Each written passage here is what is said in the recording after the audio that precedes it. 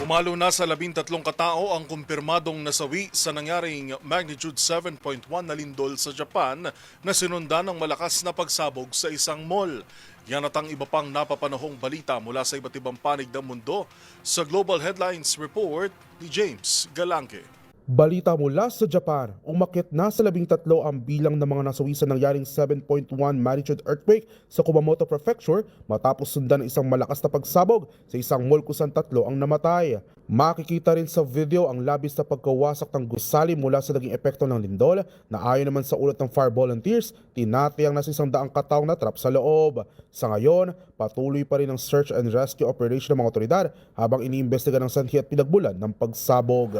Samantala, balita naman mula sa Greece at France, patay ang 2 bumbero habang tumutulong apulahin ang sumiklab na wildfire sa Greek island ng Crete. Ito'y dahil pa rin sa matinding init o heatwave na nararanasan sa malaking bahagi ng Europa kung saan mas lalo naman lumaki pa ngayon ang sunog sa France. Kasalukuyang nakakaranas ngayon ng hindi bababa sa 40 degrees Celsius na temperatura sa ilang bansa sa rehiyon at patuloy pa rin ang mahigit 3,000 fire at army personnel sa pag-apula ng mga sunog.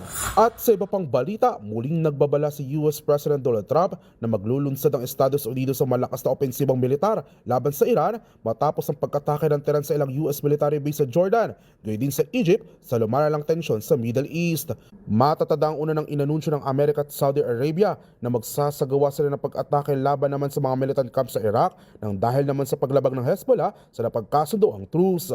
Kasunod naman ito ay ang malaking epekto sa paggalaw ng presyo ng krudo sa world market kung saan tumaas naman na mahigit 7% ang presyo dahil din sa naturang banta ni Trump sa Iran. At yan naman nakalap nating balita mula sa iba't ibang panig ng mundo. Para sa MBC TV Network News, ito si James Kelagi ng DZRH TV.